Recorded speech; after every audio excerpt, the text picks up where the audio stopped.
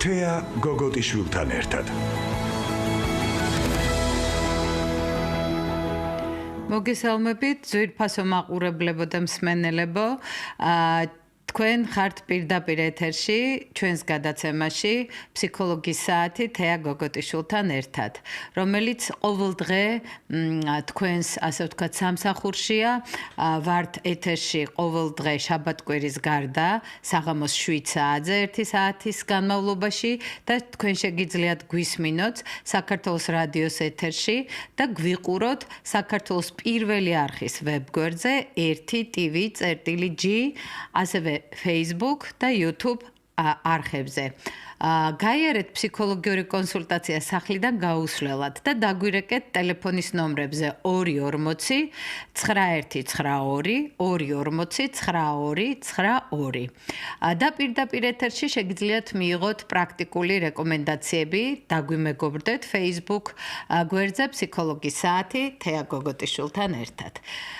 დღეს პარასკევია და უქმე დღეები მოდის შაბათ-კვირის სახით. ამიტომ ჩვენი დღევანდელი გადაცემის თემა არის დასვენება.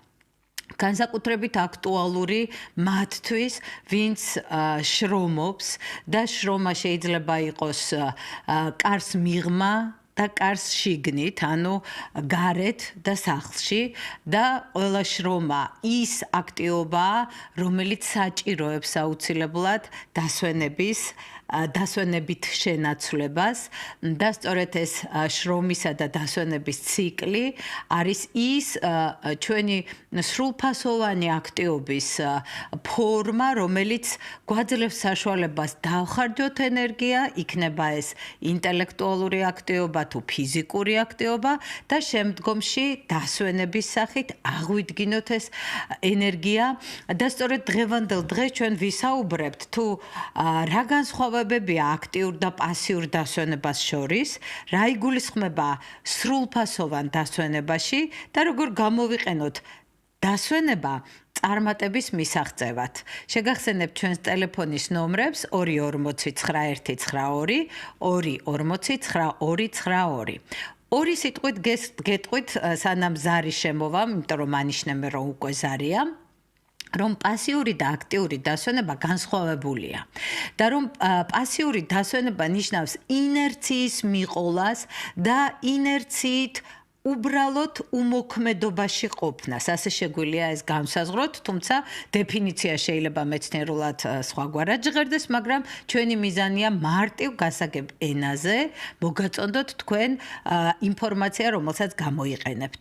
ასე რომ პასიური დასვენება არის უმოქმედოდ ყოფნა და გარკვეული ფიზიკური ენერგიის შენარჩუნება, არ დახარჯვა, რომელიც ასე ინერციით მიმდინარეობს. რას გულისხმობს ახლა ჩემი სიტყვა ინერცია? მე ამაში გულისხმობ, რომ ეს არ არის მიმართული და ადამიანის მიერ ორგანიზებული, არამედ თავისთავად მიმდინარე სიმშვიდეში და ასე ვთქვათ ფიზიკურად ინაქტიურ, ანუ არააქტიურ მდგომარეობაში ყოფნა. რას გულისხმობს ახლა აქტიური დასვენება? აქტიურ დასვენებაში ზოგი მოიაზრებს ფიზიკურ ვარჯიშს, რომელიც რა თქმა უნდა დიდწილად წარმოადგენს ჩვენი სასარგებლო, მიზანშეწონილი, ჯანსაღი დასვენების შემადგენელ ნაწილს, მაგრამ აქტიურ დასვენებაში ასევე შეგვიძლია ჩავდოთ ის საზრისი, რომელიც არის ჩვენს მიერ ორგანიზებული დასვენება ისეთი სახით, რომელიც ჩვენ საგანგებოდ გვაქვს შეგნებულად გამიზნული, რომ მაქსიმალური სიამოვნება მივიღოთ დასვენებაში და ჩვენთვის ღირებული იყოს ეს დასვენება და აი აქ შევჩერდები, ვინაიდან ღირებულებითი დამოკიდებულება, ღირებულებითი განწყობა არის ძალიან მნიშვნელოვანი ადამიანური მახასიათებელი. ჩვენ როგორ განვიხილავთ, რა შეფასებას ვახდენთ ამა თუ იმ მოვლენასთან მიმართებით, მით უმეტეს, როდესაც ეს მოვლენა საკუთარი თავის მიერ არის ინიცირებული ან მესთან მიმართებით განიხილება, სწორედ ეს არის უმნიშვნელოვანესი საკითხი. ანუ ჩვენ მუდმივად ვაფასებთ იმას, რაშიაც ვიმყოფებით, რა პროცესშიც ვართ, რასაც ვახორციელებთ. ამიტომ მნიშვნელოვანია, რომ დასვენებაც იყოს ჩვენთვის ღირებული სახით მიმდინარე. ზოგისთვის როგორი არის ეს ღირებულება, როგორ განიხილავს ამას ფასეულად თვითონ დასვენების პროცესს და ზოგიერთი კი კონკრეტულ დამოკიდებულებას, კონკრეტულ, ასე ვთქვათ, ღირებულებით დატვირთვას ანიჭებს ამ საკითხს.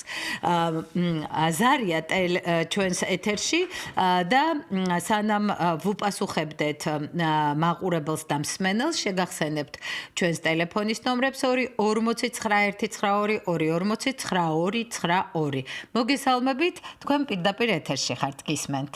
გამარჯობა. ესე იგი რა მაინტერესებს ახლა ამ მდგომარეობიდან გამომდინარე, ხა იცით რომ ონლაინ გადავიდა ყველაფერი და მეც ბევრად უფრო ვიღლები, ვიდრე მანამდე ვიღლებოდი.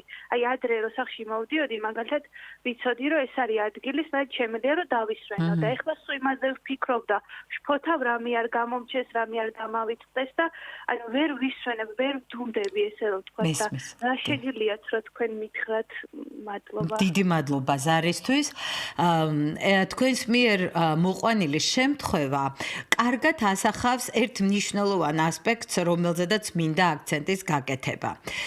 შემთხვევით არ მოვიტანეთ დღეს ეს გადაცემა დასვენება და შემთხვევით არ დავიწყე შესავალი იმით, რომ შრომის შემდგომ ხდება დასვენება. თუ ადამიანი არაფერს არ აკეთებს, ფაქტობრივად ის იმ პასიურ კონდიციაშია, იმ ასე ვთქვათ მუდმივად შეიძლება ვთქვათ ასე ბჭყალებში მუდმივად დასვენებულ მდგომარეობაშია.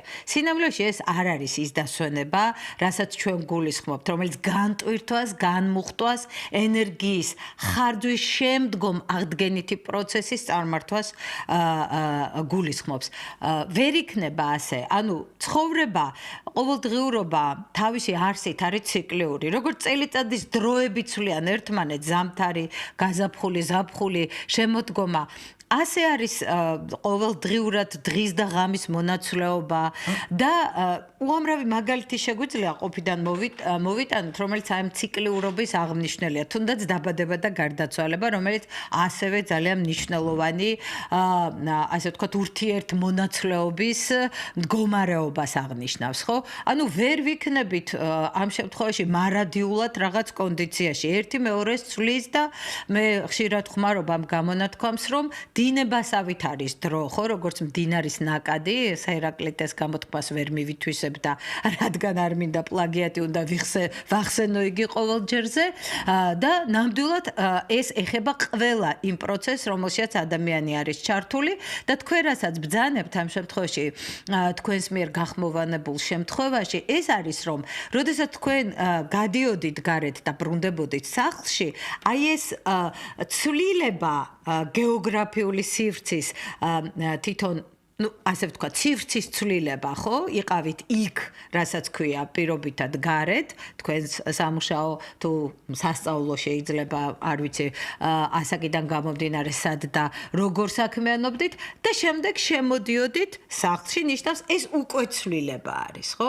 ერთი კონდიციიდან მეორე კონდიციაში გადანაცვლება. ახლა ეს კონდიცია ერთფეროვანი და ერთგვარია.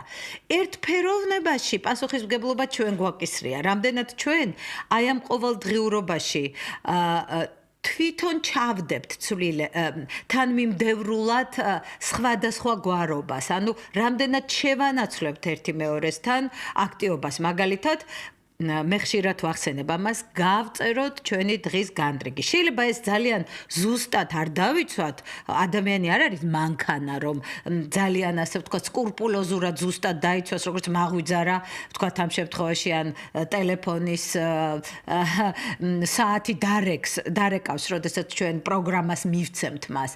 მე ამას არ გულისხმობ, ასეთ სკრუპულოზურ ზედმიწევნ, სპონტანურობა და ცოცხალი რეაქცია და სპონტანური მოქმედება განცხადება ძალიან მნიშვნელოვანია, მაგრამ ჩვენ მაინც უნდა გქონდეს სტრუქტურიზებული ეს დღე, რომ ვთქვათ, დღის პირველ ნახევარში პირობითად რაღაც ამა და ამ საათებში ვახორციელებ ამას და ვთქვათ, როგორც კვების განრიგი საუკეთესოა, რომ იყოს გადანაწილებული, შეიძლება ზუსტად ერთი და იგივე დროს არა, მაგრამ ადამიანი ამბობდეს, ხო, როგორც საუკეთესო სასტუმროებში, კურორტებზეა, რომ ვთქვათ, არის დილის საუზმე პირობითად სადღაც 9-დან 10-მდე, ხო?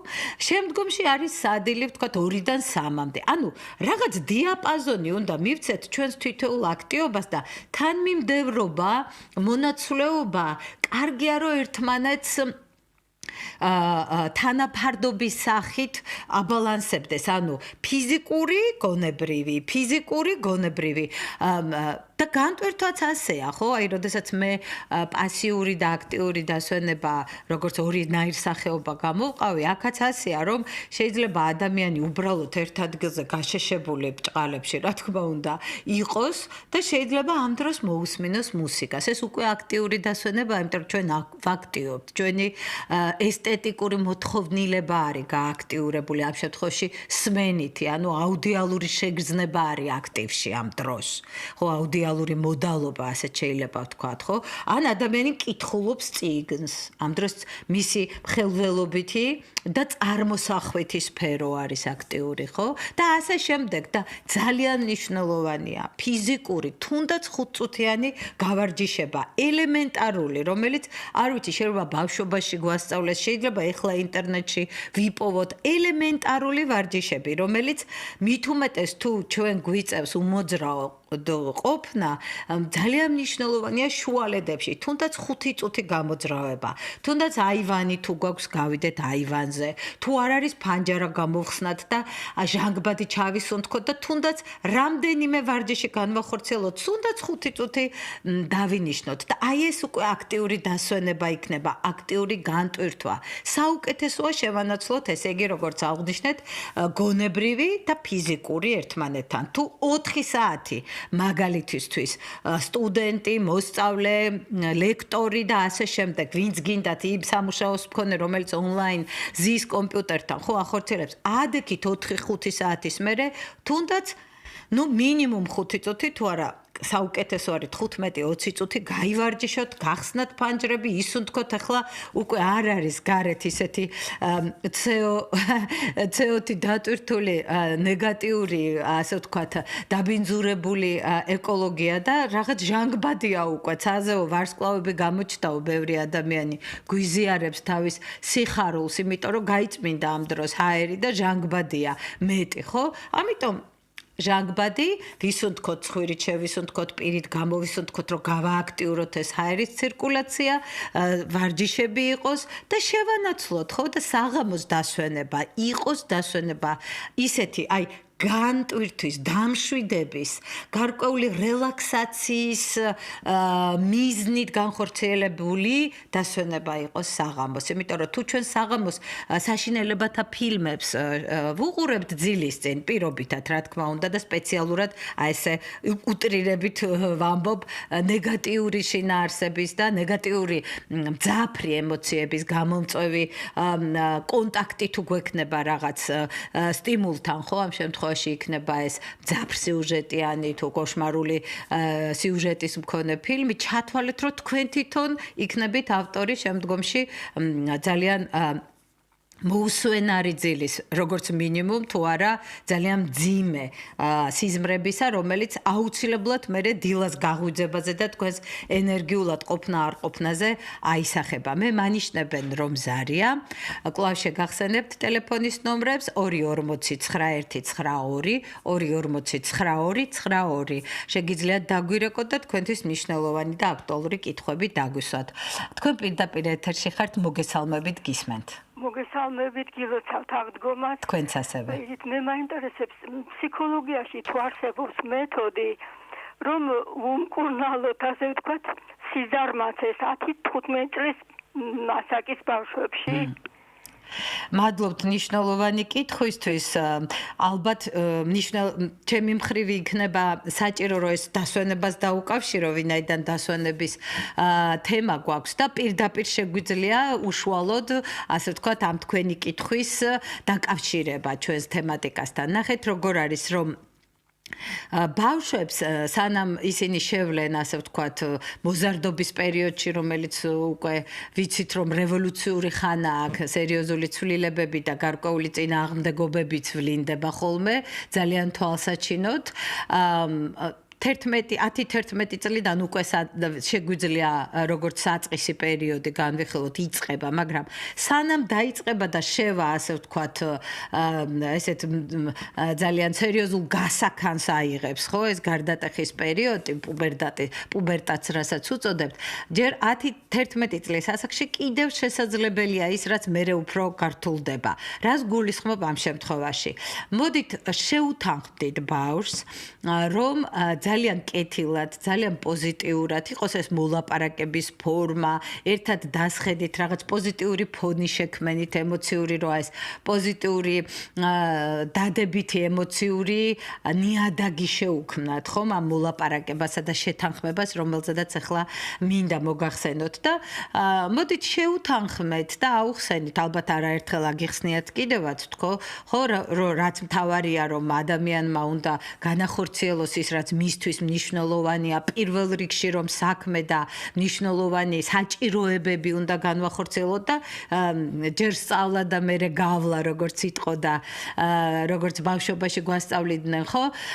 აი, ასეთი პრინციპი და ასეთი მიდგომა საკუთარი მაგალითის მიცემით, ეს არის ძალიან მნიშვნელოვანი და თუ კი ბავშვს ამ შემთხვევაში ნებისყოფა არ აქვს სათანადოდ გავარჯიშებულ განვითარებული, ზუსტად ეს საკითხია, თქვენ კითხვას პასუხს ესცემს. ნებისყოფის გავარჯიშება და გააქტიურება ასაჭირო. რა არის ნებისყოფა? ძალიან მარტივი სიტყვებით ვიტყვი. ეს არის შინაგანი ძალის აქტივაცია, მობილიზაცია, რომელიც საკუთარ თავზე ძალდატანებას, სხვისი მხრიდან ძალდატანებას არა. ეს ძალადობაა.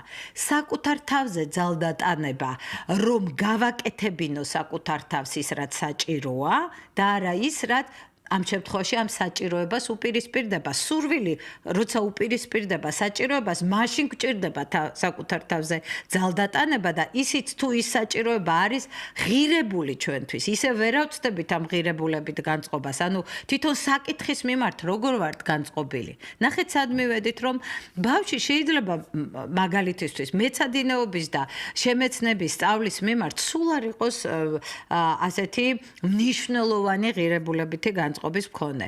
მიუხედავად იმისა, რომ თქვენ ძალიან ბევრს ესაუბრებით ამის შესახებ, ხო? ამის და მიუხედავად.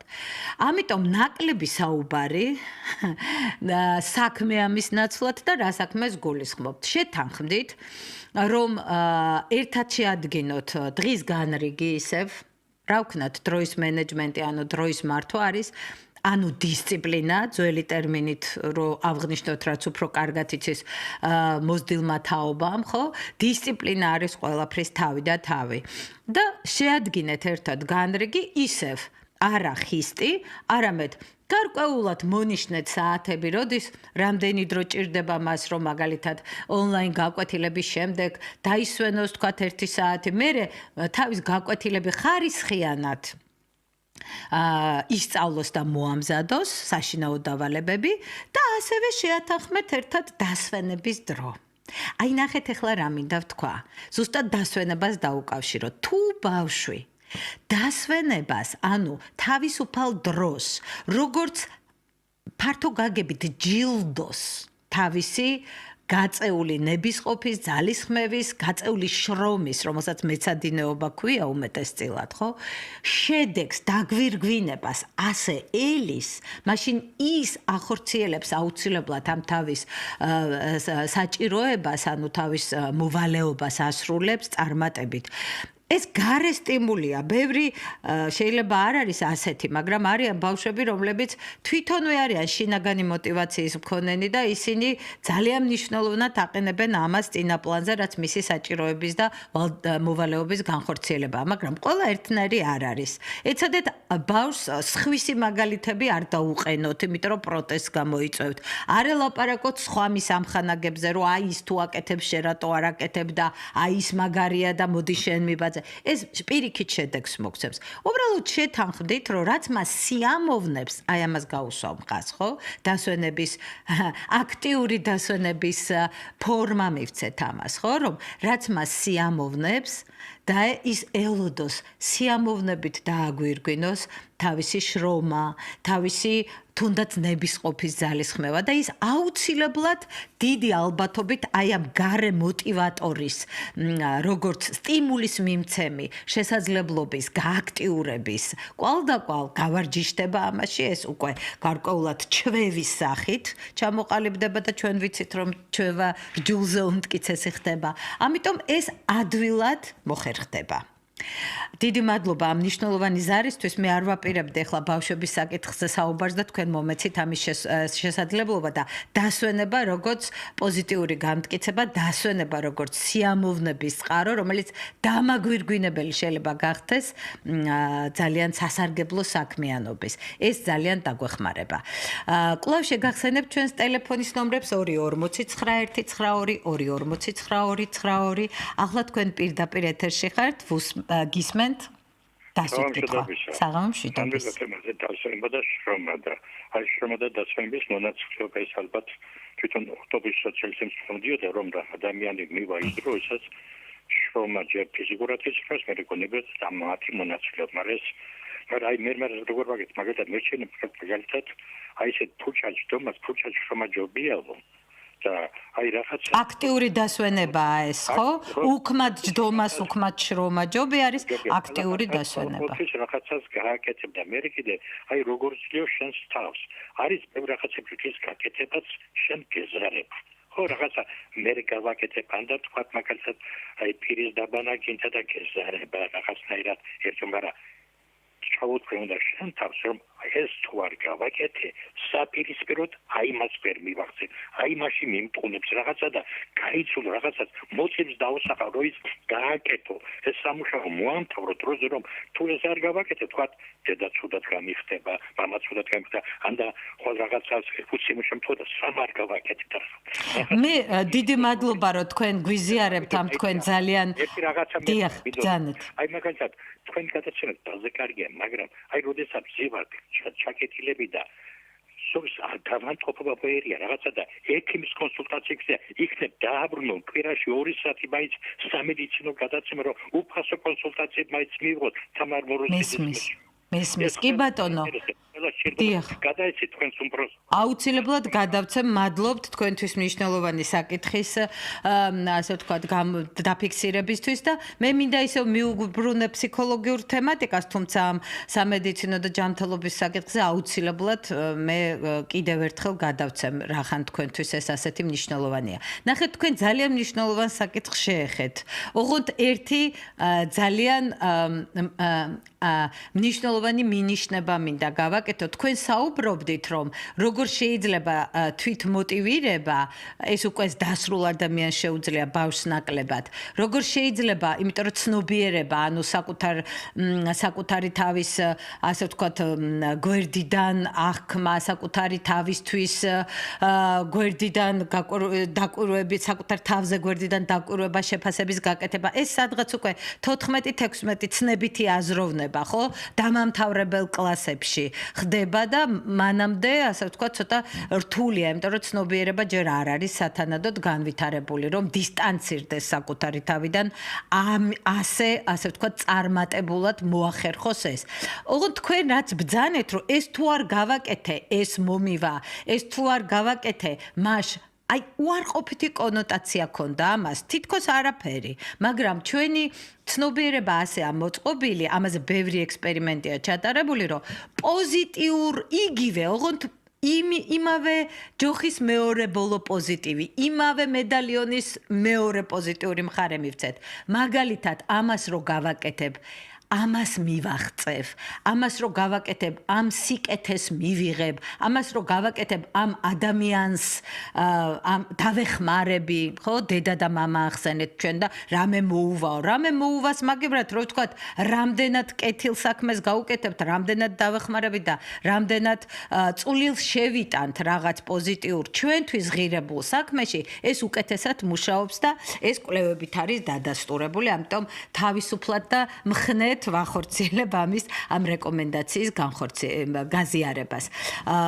დიდი მადლობა ზარისთვის. კვლავ შემდეგი ზარი სანამ შემოვა, მე მინდა რომ გავაგრძელო ეს თემა და ძალიან მნიშვნელოვანი თქვენი, ასე ვთქვათ, კომენტარები, რომელიც თქვენ განახორციელეთ დღევანდელ დღეს, აი სწორედ ამის ლოგიკური გაგრძელება არის ის საკითხები, რაზედაც მე თავიდანვე გამოვაცხადე როგორც საკვანძო ესეთი ქვესაკითხები ერთ-ერთი მათგანი არის რა იგულისხმება სრულფასოვან დასვენებაში. ანუ სრულფასოვან დასვენებაში, როგორც უკვე მოგახსენეთ, ძალიან მნიშვნელოვანია ჩავდოთ ჩვენი პიროვნული, ინდივიდუალური ნიშნავს უნიკალური, იმიტომ რომ ყველა ადამიანს თავისი პიროვნული, უნიკალური და ინდივიდუალური შინაგანი სამყარო აქვს. თუმცა კიდევ ამბობ, რომ კანონზომიერებები, რომლებიც ფსიქოლოგიაში კვლევების შედეგად მიღებული მტკიცებულებების საფუძველს გვიქმნის, რომ რაღაც რეკომენდაციები გავცეთ ამ შემთხვევაში, მხოლოდ ამ კანონზომიერებებს შეიძლება ეყრდნობოდეს და არა პირად ფანტაზიებს და პირად გამოცდილებაზე დაყრდნობით გავაზიაროთ რაღაცა, რომ აი ეს ასე გააკეთე, მოდი, იმიტომ რომ ჩემ ცხოვრებაში ეს ამართლებს. ეს არასწორია. ამიტომ რა არის ეს სრულფასოვანი დასვენება? თითოეულ თქვენგანს, რაც გააჩნია ეს უნიკალური, სრულიად პიროვნული, მნიშვნელოვანი ღირებულებითი დამოკიდებულება თუ განწყობა ამ სრულფასოვანი დასვენების მიმართ, ეს არის რომ რას მიიჩნევთ თქვენ ნაყოფიერ დასვენებად? როცა ვამბობთ სრულფასოვანი, ამ შემთხვევაში შეგვიძლია სინონიმად ვიხმაროთ ნაყოფიერი. თუ ვინმესთვის ნაყოფიერი დასვენება არის მაგალითად მედიტაცია, ან ნაყოფიერი დასვენება არის, დღეს მესაუბრებოდა ერთი ადამიანი ევროპის ქვეყნიდან, რომ მე მივაგენი ჩემთვის ყველაზე ოპტიმალურ განტვირთვასო. იქვე აქვს პარკი, იმ ქვეყანაში უკვე დაშვებულია პარკში, ასე ვთქვათ, სუფთა ჰაერზე მოძრაობა და მიმაქვსო სპეციალურად ატრიბუტები, რომ ამ პარკში წამოვწვე, ჩავრთო ჩემი მუსიკა, გავიკეთო ყურსასმენები, იქვე ვიდგამ თქვათ ჩემთვის წვენს, რომელიც სიამოვნებს რომ მივირთვა თუ მომწყურდება და ასე შემდეგ. პატარა პიკნიკს ვაწყობ ფაქტობრივად, ხო? ამ ადამიანისთვის ასეთი დასვენებაა სრულფასოვანი, იმიტომ რომ ის იღლება, იმიტომ რომ ექიმია და თავის ყოველდღიურ საქმიანობაში ძალიან, ასე ვთქვათ, დატვირთულია და აი ასეთი განტვირთვა არის მისთვის სრულფასოვანი. მოდით ესე ვთქვათ, რაც არის ჩვენი შრომითი ან ჩვენი საქმიანობის მახასიათებელი, იმის საპირისპირო სახით დასვენება იქნება ალბათ, ძალიან ზოგადი კანონზომიერება რო ვახსენო, იქნება ალბათ გარკვეულად სრულფასოვანი.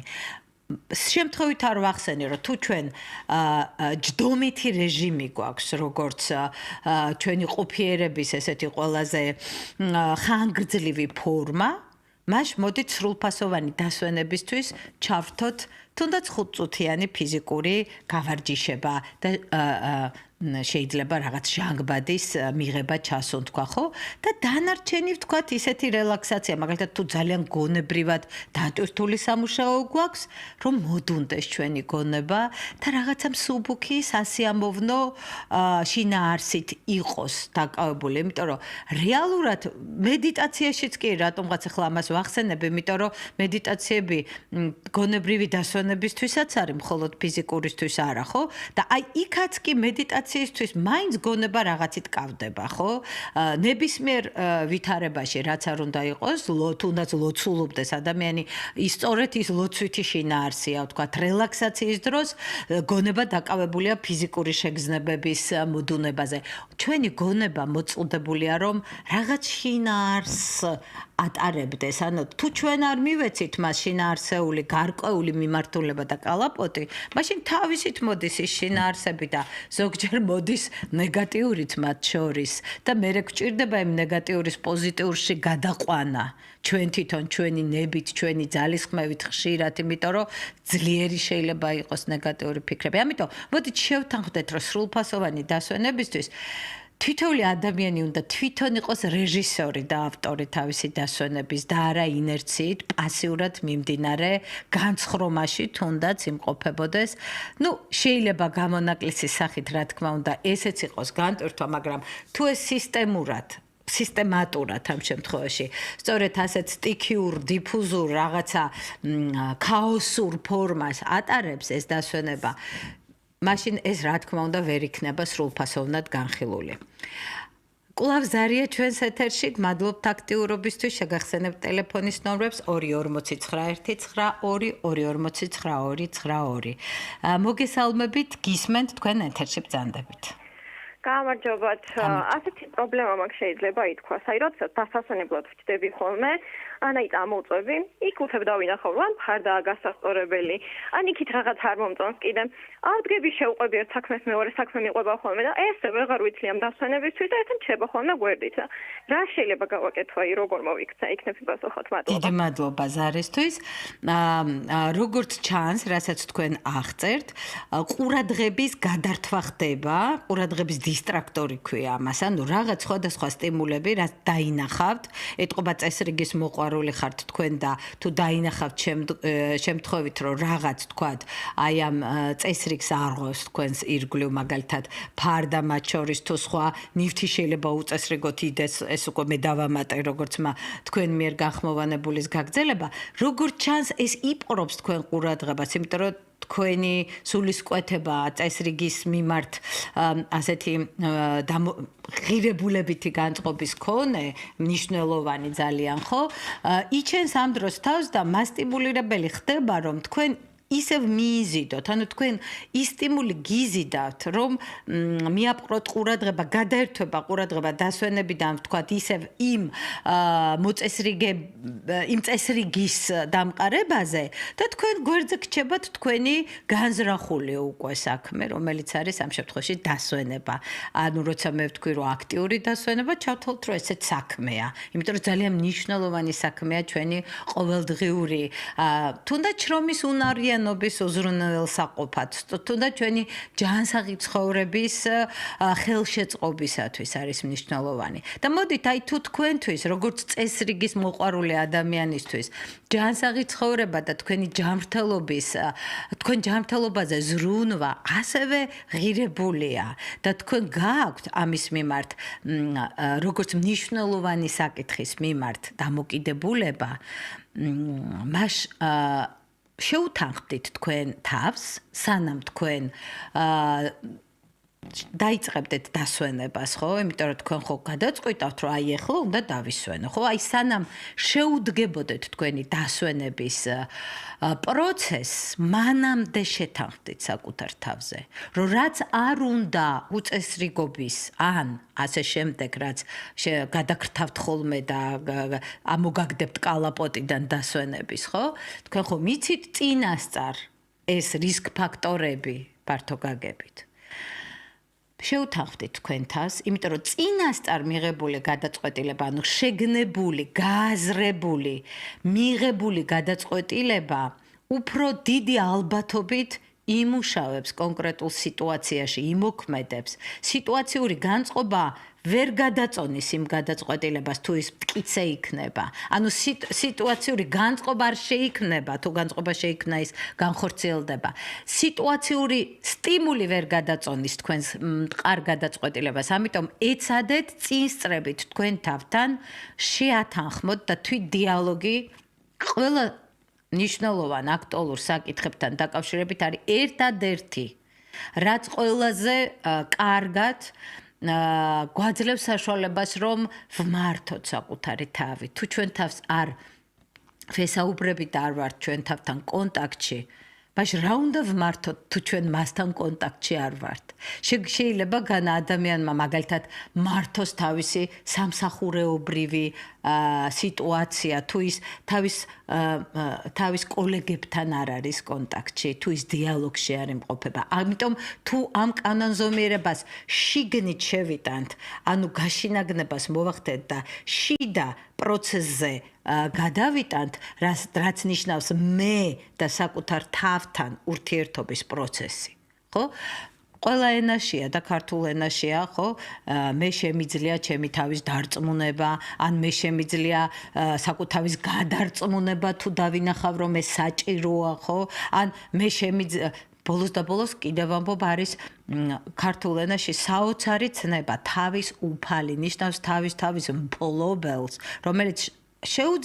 რომელსაც შეუძლია საკუთარ თავთან ისე კონტაქტის გაძღოლა, რომ დაითანხმოს საკუთარი თავი, გააკეთოს საკუთარ თავთან ერთად ის, რაც მას მიაჩნია მიზანშეწონილად. ამიტომ ეს წინასწარ შეათანხმეთ და ეცადეთ, რომ თუ თვალი გაგექცევათ, ამ დროს კონცენტრირდეთ და ისევ მოცემულს თქვენს მიყევით აი ამ მიზანმიმართულად მიყევით თქვენ გეგმას და ისევ კონცენტრირდით იმ თქვენ დასვენების პროცესზე, თუ კი თქვენთვის ეს მნიშვნელოვანია.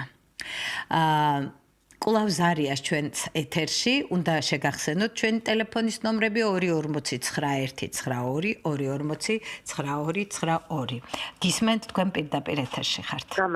გამარჯობა. ჟამინდა იცით გითხრათ ასაკთან ერთად ხდები რა განტვირთვა ვერაფრით ვერ ვაკეთებ. დიახ. აი სულ დაძაბული ვარ იქნებ აი ფიზიკურათაც კი ტონუსში და ფსიქიკურათაც ძილი დროსაც კი ვატყობ ხოლმე ჩემ თავს და როგორი დაძაბული ვარ. ვერაფრით ვერ ვახერხებ დასვენებას აი ისი ადრე როგორც ბავშვობაში სიამოვნებით და აი რა შეიძლება რომ გავაკეთო ეს რელაქსაცია რაღაცნაირად ვიპოვო რაღაცნაირად გავმიტვირთო ხოლმე თუ შეგიძლიათ რომ დიდი მადლობა ზარისთვის რელაქსაციასაც ჩვენ პირობითად შეგვიძლია ორმხრივად დავაკვირდეთ, ორმხრივად აღვიქვათ ცნება რელაქსაციის. იმიტომ რომ რეალურად რა თქმა უნდა ორგანიზმი მთლიანი სისტემა არის, მაგრამ ჩვენ მაინც შეგვიძლია პირობითად გონებრივი და ფიზიკური გავმიჯნოთ ერთმანეთისთვის, იმისთვის რომ უკეთესად გავიგოთ უბრალოდ რას გულისხმობთ. რელაქსაცია ფიზიკური და რელაქსაცია გონებრივი. ხო, შრომაც ესეა დაყოფილი ფიზიკური და გონებრივი. ახლა ჩვენ ამ ხრივ მივყვეთ აი ამ პირობით ძალიან დაყოფას. თუმცა ერთი მთლიანია და ურთიერთზემოქმედია, ბუნებრივია, ფსიქოფიზიკა არის ეს ერთობლივის, ასე ვთქვათ, გეშტალტია, ესეთი ჰოლისტური მთლიანობაა, ხო, რო ვთქვათ. ამიტომ თქვენ კარგად უნდა დაუკვირდეთ, ვერ ახდენთ ფიზიკურ რელაქსაციას, უფრო რა გიჭირთ? ფიზიკური რელაქსაცია უფრო გიჭირთ თუ გონებრივი რელაქსაცია, იმიტომ რომ თუ თქვენ აზრები არ გასვენებთ, მაშინ აი ამ აზრების მართვაზე უნდა აიღოთ გეზი, რაც გულისხმობს იმას, რომ საკუთარ თავს საღამოს თხოვოთ, რომ აქტუალურ თემებზე დღისით იმსჯელებთ საკუთარ თავთან. ანუ ჩვენ საკუთარ თავს როგორც უახლოეს სხვა ადამიანს უნდა ვესაუბრობთ და ვიყოთ მასთან მსჯელობის და ანალიზის და მოლაპარაკების რეჟიმში. კარგია ამ დროს რომ თქვენ თავს შეუთანხმდეთ, რომ მოდი რა ახლა დასვენების დროა და ხვალ დილას მაგალითისთვის ან შუა დღეს, როცა თქვენ ნამდვილად მიგაჩნიათ რომ გამოყოფთ დროს, რომ თქვენთვის თქვენი თავისთვის აქტუალურ საკითხზე იმსჯელოთ, გაანალიზოთ ეს ყველაფერი, ხო? გადადეთ ეს ხო? ნათქვამია, რომ დილა უფრო ბრძენიაო. სხვადასხვა ენაზე ეს სიბრძნე ლექსიკაში აქვთ ადამიანებს, სხვადასხვა ერებს, ხო? გადადეთ ეს დილისთვის, როდესაც გონება ადამიანი უფრო ბრძენია ვიდრე საღამოს. სხეულის რელაქსაცია პრობლემა არ არის. მოძებნეთ ინტერნეტში უამრავი სარელაქსაციო სავარჯიშოებია და ეს ავტოტრენინგი თავისუფლად შეგიძლიათ აითვისოთ, მაგრამ აი ფსიქოლოგიური თვალსაზრისით, რაც არის საკუთარი გონებრივი დაძაბულობის მართვა, რომელიც როგორც წესი, რაღაც აქტუალური საჭირბოროტო აზრების თავში ტრიალის გამო ხდება ხოლმე, რომლის დრო საღამოს აღარ არის. თქვენ უნდა მიაჩვიოთ თქვენი თავი, რომ საღამო არის დასვენებისთვის. და ადვილად მოახერხებთ ამას, თუ კი თქვენ საკუთარ თავს აი ამ საჭირბოროტო თუ აქტუალურ საკითხებზე დაუთმობთ დროს დღის განმავლობაში. მაშინ თქვენი თავი თქვენ დაგიჯერებთ და თქვენ მოახერხებთ თქვენი თავის ფლობას. კვლავ ეთერშია ზარი, როგორც მამცნობენ, ტელეფონის ნომრებს შეგახსენებთ 240 9192 240 9292. ეხლა ბოლო ზარია მამცნობენ, იმიტომ რომ უნდა გავიდეთ შეჯამებაზე, მალე იქნება საინფორმაციო გადაცემა და გთხოვთ გააჟღეროთ თქვენი კითხვა. მოგესალმებით პირველად. ხო ბატონო, ძალიან დიდი მადლობა, მიხარია რომ შევძალეთ თქვენთან დაკავშირება. მაინტერესებს ასეთი რაღაც, როცა ამ დასვენებასთან ენერგიას ეხება ალბათ ესეც, როცა ადამიანი არის ძალიან გაბრაზებული და ნატყენი, ადამიანს ვინც მიაყენა ბულინგი. და ეს გრძელდება ძალიან დიდი ხნის განმავლობაში, წლების განმავლობაში, როცა ადამიანის ენერგია ეცლება, როცა არის გაბრაზებული და ვერ ახერხებს ამ პატიებას, წენის პატიებას, რა შეიძლება გააკეთოს ადამიანმა, ძალიან მაინტერესებს. კი ბატონო. იცით, მადლობთ თქვენ ამ მნიშვნელოვანის არისთვის და როდესაც თქვენ ახსენეთ სიტყვა ბულინგი, რომელიც უფრო მეტად გავრცელებულია როგორც სასკოლო ჩაგვრის აღნიშნული ტერმინი, თუმცა მე მესმის, რომ თქვენ ეს ჩაგვრის კონტექსტში გაახმოვანეთ ახლა და როგორც ჩანს თქვენ განიცდით, თუ თქვენ თავს გულისხმობდით, არა აქ ამას მნიშვნელობა ვის, თუ თქვენ გულისხმობდით, რომ ეს ადამიანი არის დაჩაგრულის განცდა აქ, ანუ ჩაგრის ობიექტად განიცდის თავს, ეს ნიშნავს, რომ მან განიცადა გარკვეულად უკვე განიცადა ბრაზი, იმიტომ რომ ჩაგვრელის მიმართ ჩვენ ყოველთვის ბრაზს განვიცდით, ანუ აგრესიას. ეს ბუნებრივი რეაქცია.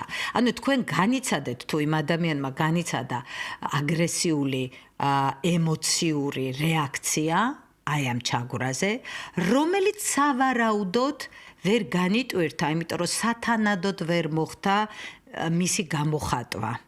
და მე წინა გადაცემებშიც მიხსენებია, როცა ვამბობთ აგრესიული მუხტისგან განტვირთვას ვახსენებთ, სულ არ გულისხმობთ, რომ ამ დროს უნდა ჩხუბი და დავიდარაბა მოვაყოლოთ, არამედ ჩვენთვის შესატყვისი ფორმით, ჩვენი კულტურა აღზრდა, ჩვენი ეთიკა, რის საშუალებასაც და რის ნებართვასაც გვაძლევს, ნახეთ, ისევ ჩემი თავი რის ნებას მარძლევს. სულ მე და ჩემი თავის კონტექსტი არის ის, რაც ჩვენი სამოქმედო, ასე ვთქვათ, სტიმულების სახით გვეძლევა და თქვენი თავი რის უფლებასაც მოგცემთ, აი იმის ფარგლებში, რომ ზღვარს არ გადახვიდეთ, საჭიროა გამოხატოთ. მესმის, რომ ეს უკვე წარსულია.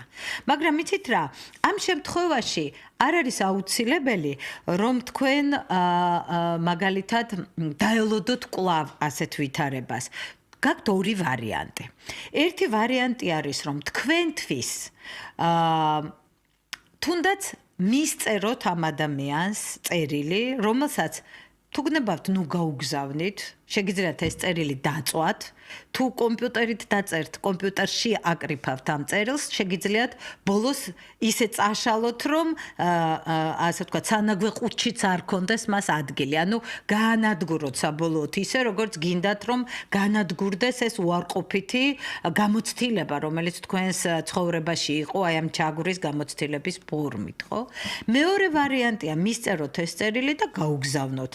და ნუ ეს ორი ვარიანტი არის A და B წერილთან მიმართებით, მაგრამ კიდევ ერთი ვარიანტი გაქვთ, რომ რაღაცნაირად მოსახერხებელი მომენტი გამოძებნოთ თქვენ, როგორ მოახერხებთ ეს თქვენ უკეთ მოგეხსენებათ და ამ ადამიანს უბრალოდ თუნდაც გასული თარიღით, ასე რომ ვიტყვით, ხო, უკვე განვლილი თარიღით, მაგრამ ახლა უთხრათ ის, რას გძნობდით მაშინ, როდესაც მისგან დაჩაგრულად განიცდიდით თავს. ანუ ძალიან გვჭირდება ჩვენ საკუთარი თავის გამოხატვა, აი ამ ჩვენ განტვირთვა სიტყვით მოგვეცა როგორც შესაძლებლობა, იცით, იმიტომ რომ ადამიანები ვართ. ცხოველები სხვანაირად აკეთებენ ამას. ადამიანს სიტყვით გვეძლება ამის საშუალება, იმიტომ რომ სიტყვას ემოცია მოყვება თან და თუნდაც ეს იყოს წერილობითი ფორმით, არაჩვეულებრივია ეს ყველაფერი, იმიტომ რომ კარგად შეგიძლიათ აწონ-დაწონოთ რას წერთ იქ და თქვენი სიტყვების თანმიმდევრობა და თანწყობა წინადადებების თქვენთვის მაქსიმალურად მიზანშეწონილად და ლაკონურად თუ რა ფორმითაც გნებავთ ასე დაალაგდეს. ასე რომ ერთი ვარიანტია წერილი, რომელიც გზავნით, არ გზავნით და ანადგურებთ და მეორე ვარიანტი არის გაესაუბროთ და თუნდაც უკვე განვლილი თარიღით უთხრათ ამ ადამიანს, რომ სამწუხაროდ ვერ მოახერხეთ ამის მონელება, სულ გაწუხებთ ეს საკითხი და ახლა გადაწყვეტეთ, რომ მას გაუზიაროთ, რა განიცადეთ მაშინ. არ გეგონოთ, რომ თქმა მხოლოდ მაშინ არის მიზანშეწონილი, როცა აზრი აქვს და ვინმე ამას შეიგნებს თუ არ შეიგნებს.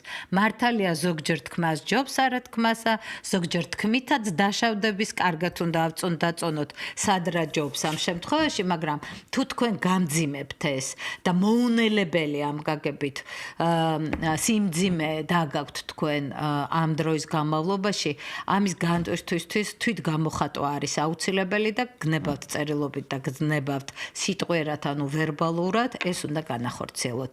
დიდი მადლობა, მე ისევ შეჯამებისთვის დაუბრუნდები მთავარ საკითხს. სხვათა შორის თქვენ ბოლო ზარსაც, რომელიც თითქოს თემატურად განსხვავდებოდა, მაგრამ დაუკავშირებთ ჩვენს მთავარ თემას. თქვენ დაისვენებთ, როცა თქვენ ამას განახორციელებთ, იმიტომ რომ თქვენ დახურავთ ამ გეშტალტს, თქვენ დაასრულებთ ფიგურას, თქვენ აი წინადადებაში დასვამთ წერტილს, რომელიც ჰაერშია შეკიდული ახლა და აი ეს დაუსრულებელი სიტუაციები ჩვენ არ გვასვენებს და ხშირად უნებლიე გამეორებითობით ხასიათდება. ამ შემთხვევაში შეიძლება აზრობრივი, შეიძლება ემოციური გამეორებითობა ახასიათებდეს, მუდამ გაგონებდეთ და ვერ ისვენებთ. და გჭირდება დასვენებისთვის აუცილებლად იმ ტვირთისგან განმუხტვა, იმ ტვირთისგან გათავისუფლება, რომელიც გიშლით ხელს დასვენებაში და შემდგომში უკვე მიზანშეწონილების პრინციპიდან გამომდინარე, ისევ თითოეულ თქვენგანს გაქვთ თქვენი სრულფასოვანი დასვენების, თქვენი ამ გაგებით აქტიური დასვენების შესატყვისი, რომელიც თქვენ ყველაზე მეტად შინაგანად მოგანიჭებთ სიამოვნებას და თან ღირებულებითი დატვირთვის მქონე იქნება, იმიტომ რომ ადამიანები ვართ ღირებულებითი სისტემის მქონე ცოცხალი არსებები. ამიტომ დავისვენოთ ღირებულად და მოდის შაბათკვირა, გისურვებთ ძალიან ნაყოფიერ და სრულფასოვან დასვენებას, რომ ორშაბათიდან ახალი ენერგიით, ახალი ძალებით შეუდგეთ ჩვენთვის მნიშვნელოვან აქტივობებს. გმადლობთ ყურადღებისთვის, ორშაბათს ჩვენ კვლავ დავბრუნდებით, ისევ 7 საათზე, ახალი ჩვენი გადაცემით ფსიქოლოგის საათი თეა გოგოტიშვილთან ერთად, რომელსაც პირდაპირ ეთერში შეგიძლიათ უსმინოთ საქართველოს რადიოს საშუალებით, ასევე უყუროთ პირველი არხის ვებგვერდზე 1tv.g, ასევე YouTube და Facebook არხებზე და დაგვიმეგობრდით Facebook-ზე სახელად ფსიქოლოგის საათი თეა გოგოტიშვილთან ერთად. ველით თქვენ ზარებს, Facebook-ზე თქვენს კითხვებს, მე ვპასუხობ ამ კითხვებს აუცილებლად, ვარ თქვენთან უკვე კავშირში და მზად, რითაც შემიძლია ჩემი პროფესიული და პიროვნული ცოდნა და გამოცდილება გაგიზიაროთ. კარგად ბრძანდებოდეთ, ჯანმრთელობას და კეთილდღეობას გისურვებთ. ფსიქოლოგის საათი თეა გოგოტიშვილთან ერთად.